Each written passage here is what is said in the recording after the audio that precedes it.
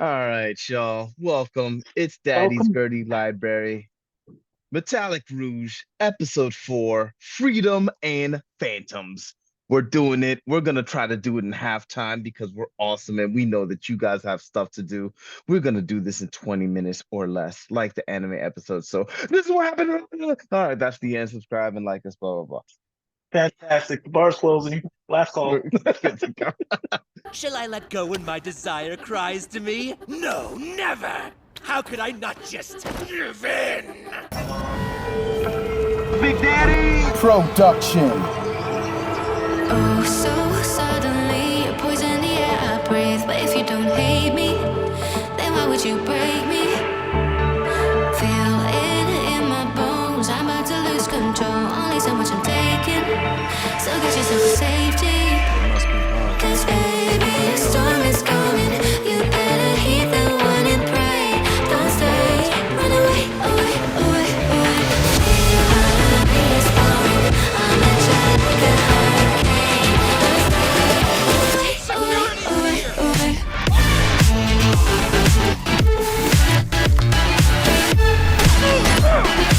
On your knees!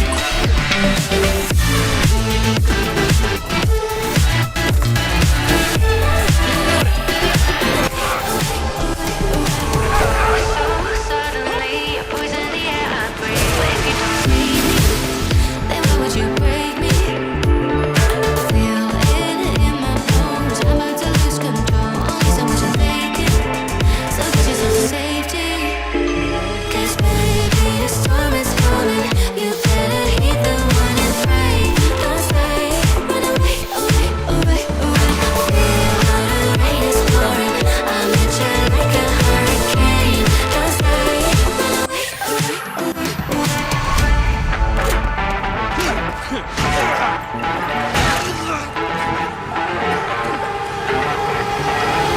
away. Rain is pouring.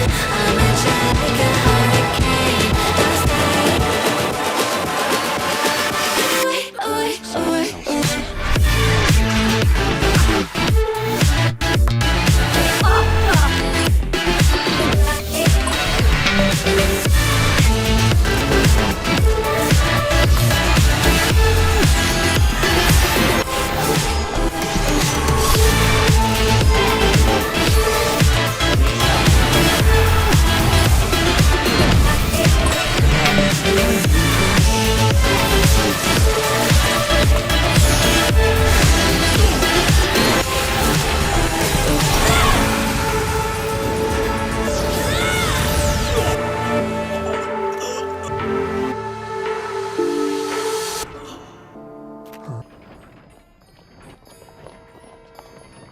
Yeah, shit, man. I don't know how this is gonna go, but hopefully we'll be able to cover all this stuff. I think they delivered, man. Last episode was such a setup. This episode, I was like, man, all right, Blew. It blew my mind. I yeah, didn't expect him to be the guy. We yeah, just talked him up. We were just yeah. so fully focused that he may be a spy, he may be knowing something, and of course, it's him. And He's you the know what, murderer who even decepted his own little neon, which is wow, dude? wow. There's so much that going into that.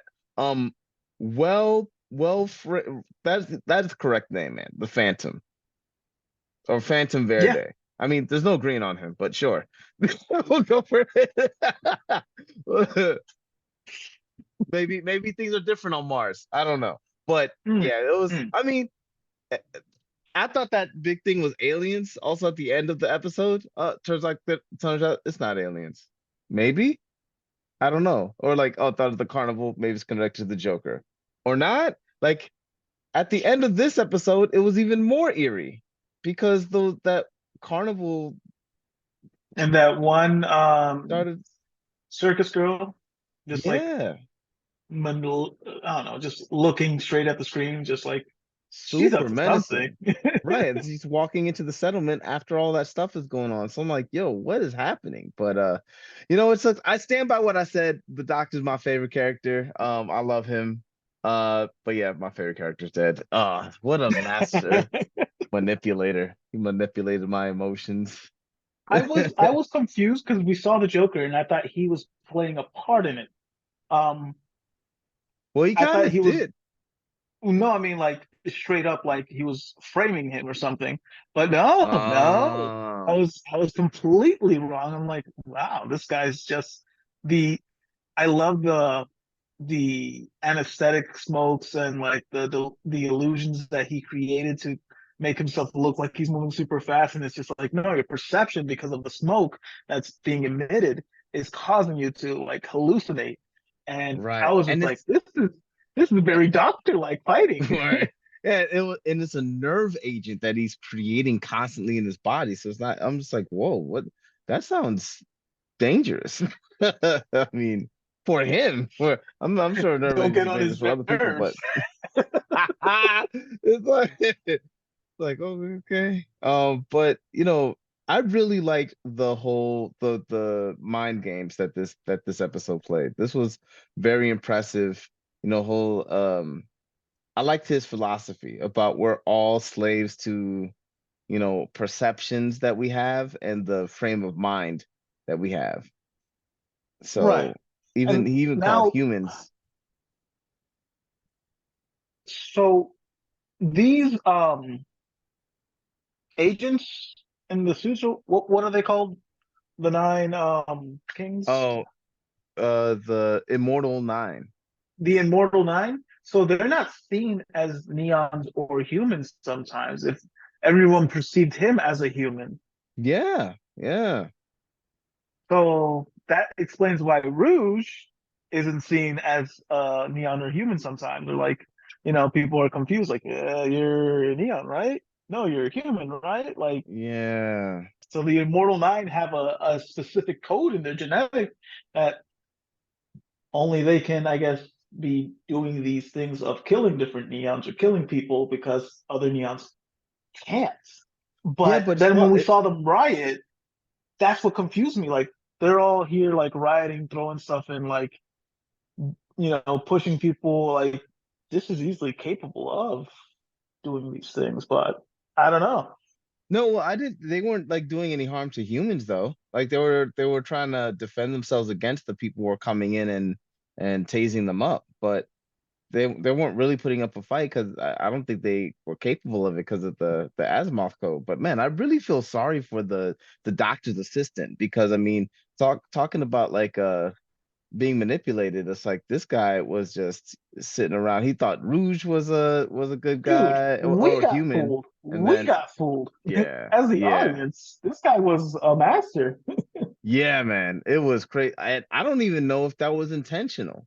I don't know if he intended to fool his assistant like that. I think it just happened because of circumstance. Because I'm thinking back to that scene where Dumas goes up to the doctor, and then the doctor's like, "Oh, this guy's full of shit as always." And we see the doctor in Dumas, and probably that's what the assistant saw, and maybe the assistant heard, and he heard Dumas talking about, oh yeah, you got to go kill Yuval, and the doctor's like, no, I'm not doing that.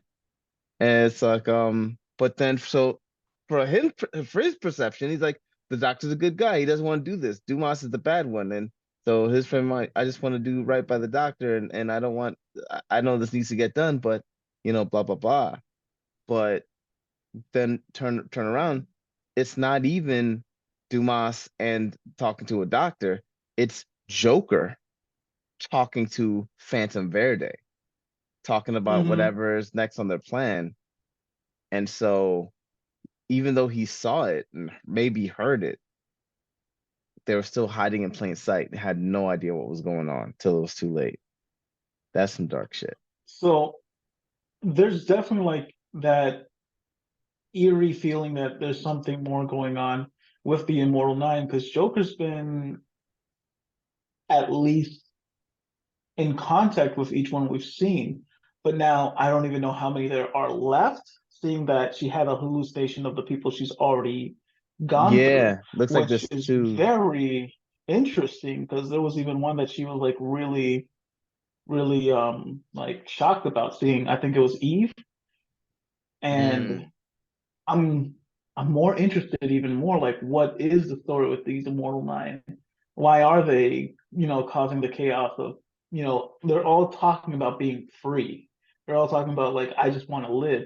This is the only way we could be free, either doing something specific. And it's just like, what is it like that we're not seeing? I mean, we see where the neons aren't treated as free. They're, treated as replaceable objects. And maybe that's what they're fighting for. Mm. Mm. Yeah, no, that's a great question, But man. but then I'm confused why they killed Javal. Well, see, that's what I think that puts it into perspective because we saw Sarah Fitzgerald. It's like, wow, we kind of really don't like this Rouge character because Sarah Fitzgerald just seems like a chill, classy girl who's just trying to sing. She's trying to be free, do what she wanted to do. She wanted to sing, Hmm. but she was trying to get out of this organization. Maybe when she was in this organization, she was doing some sketchy stuff like we see Phantom Verde doing in this one, like assassinating, Hmm. little neon kids. So I don't know what their purpose is, but we do know that even the CFN is scared of the Immortal Nine because they were talking about bringing in Rouge and they were deliberating as like, what if she's an agent? Not of Alithia, what if she's an agent of the Immortal Nine? So it's like, what kind of reputation does the Immortal Nine have? What are they doing that even other Neons are terrified? Because the Neons should look up to the Immortal Nine the way that they looked up to Rouge, where it's like, oh, well, you have this capacity, you're not following the Asimov code. They should look at them as heroes or like symbols of hope, but for But some reason we got they to don't. remember, because what Javal said, we're not looking for someone who has the power to kill. That's not our goal, because we're not asking for your strength. It's the fact that you're free to speak or free to see things in different ways. So I guess they see it as there are certain things of them that they respect, but seeing that they can be killed by them is like a double-edged sword. Do I trust this? Do I not? Let's stick to each other that we do know. Well, I think the Asimov code stops them from killing humans, but I don't think it stops them from doing harm to other Neons. But I'm not sure. That's a good question. But the thing is, regardless, they have this reputation that puts even people who are looking for symbols of hope and super desperate on edge. They're like, nah, that's extreme. I don't want to mess with that. Which makes the question be known of what are they doing? How sinister are they? Was Sarah Fitzgerald really all that innocent? Who's the good guy? Who are the bad guys? What is the purpose behind any of this? Behind all, because it seems like, oh, like Rouge's brother collecting all the ids. It's like, wow, that doesn't look like it's for benefit for, or it looks like it's for Anything nefarious peaceful. purposes. Yeah. Yeah. But at the same time, it's like, well, they're walking around like killing the the heads of organizations that are just trying to live in peace and have a little bit more rights for neons. Those can't be the good guys. And then the whole Rouge is just like a tool for Lithia. It's like, well, if you're just following orders, like who's to say that you're not in the right? Like you don't even know whether you're in the right or wrong. So there's a lot of things going on all over the place, and I don't. It's just wild. I really like the frame of mind that the doctor's assistant was in because he was calling. He's like, "Oh, I had to kill Yuval, because you're the Crimson Devil, and Yuval was, acted like a good guy, but maybe he was really giving you the orders." It's like, Mhm. wow, and that just goes back to the whole, you know, it depends on the frame of your perception of where you're looking at things from. Because the doctor has been feeding him, you've all this organization is dangerous. So he pieced together, oh, well, Crimson Devil, once he found that information out, probably also fed by the doctor or overheard in that conversation. And then he made these connections based off of this loose information that he had. And he died like barely understanding what was going on, killed by the I think person that's he that's admired the most. yeah, yeah, and all to say the same of what he was saying. Like, this is how it starts. You're always gonna want more. Now it's more of a understanding that it wasn't just from like a human perspective of seeing things. He's a Yeah. neon too.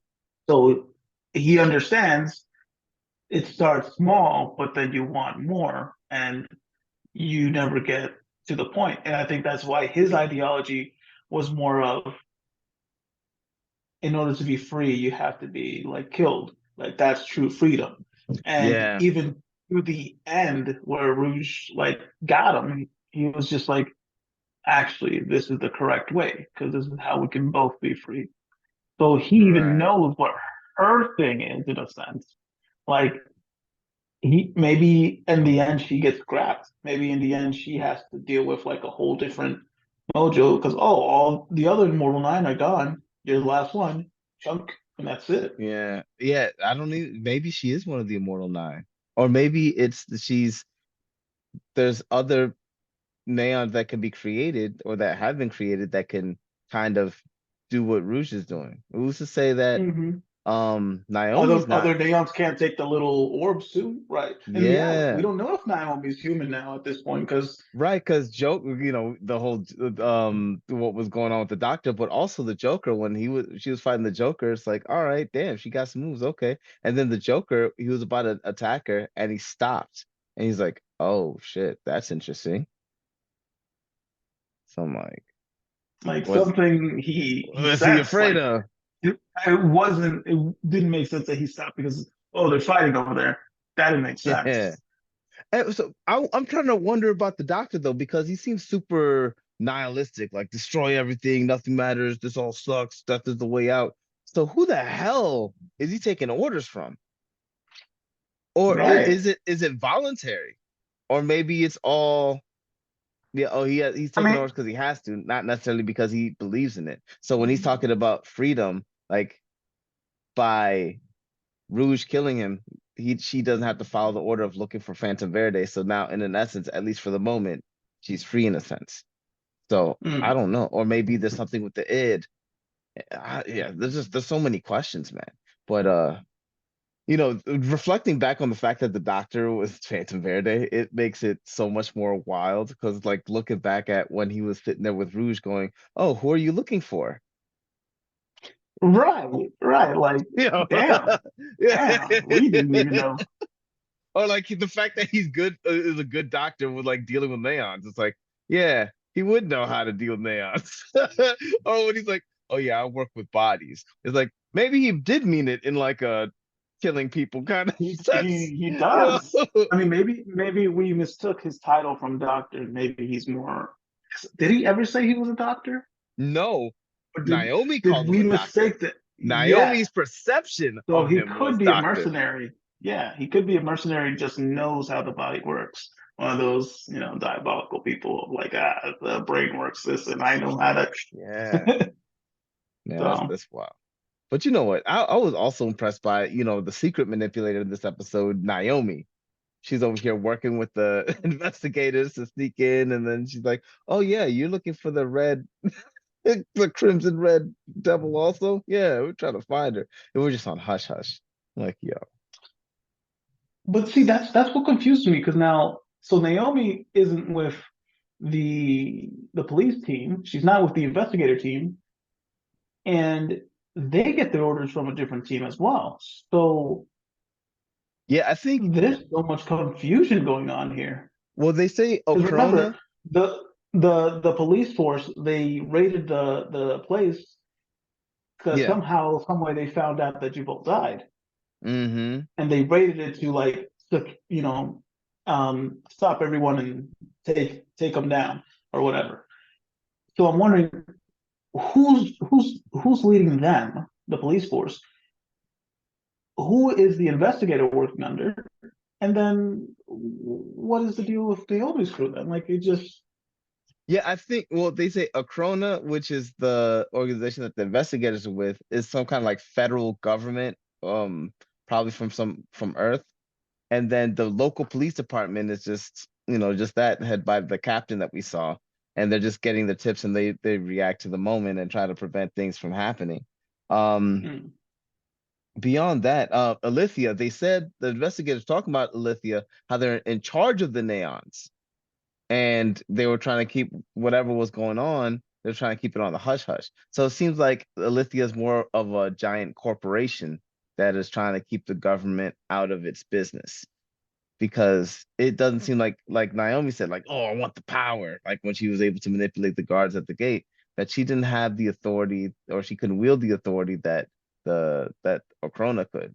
So that's how I think the makeup is, but still it's interesting to dive into the details the same way that it's interesting to dive into Rouge's past of like, oh wait, what were those other two? Like was one of those the doctor? Like what's how does all this fit together? What's the Joker up to? What's the Mortal Nine up to? What's Alithia's true goal? There's a lot of moving parts that it's just there's still a lot more It's questions. actually really a lot more fun that this is happening this way because now I'm just more interested in the lore, the story, the world. Like though we had so much world building, so much development, and seeing so many different characters, we have Yeah, even more questions. And this is just one place, one city we visited. word, man. But it was ironic when Naomi gave her apology to Rouge because she was like, "Hey, you're not a tool of Alithia, and neither am I." It's like, yeah, then you find out. What? Yeah, well, it's funny because like then it's ironic because you were like, yeah, I mean that's a pretty cool apology, considering everything that's happened. But Rouge was in chains at the beginning of the episode. And I'm like, oh, and then talking about this whole thing with the doctor's philosophy about freedom. It's like, oh, seeing her chained up. And then when she was talking to Naomi about her plan, it was very like like, okay, we're gonna go in, I'm just gonna get this job done. Okay, I'm gonna drag out Phantom Verde. It's like she sounded like a tool. Not like, oh, you're Change such a tool, but I mean like she sounded like under change, someone like who I just have no choice. I gotta do this. Yeah. following these orders. So it's just, oh, that was, I mean, funny enough, the only person that was really advocating for freedom outside of death was Joker. you know, he was, oh, Sarah Shield just wanted to dance, just wanted to sing. Oh, you killed her. Oh, how about you just his whole spiel to Rouge. How about you just cut loose, let people live that you want to live, and kill the people you want to kill, And then when he's talking to Naomi about all this pent up frustration, had that Hisoka moment. Ooh wee, Quagmire. It's like, yeah, this guy's got the whole Joker is box. definitely a bigger mystery. Yeah, I can't wait to find out more. And Yeah, the series is just great. I'm excited. yeah, man. This was well done. This was real well done. Like and Oh shit. subscribe. See us next time. Peace, everybody. We did it.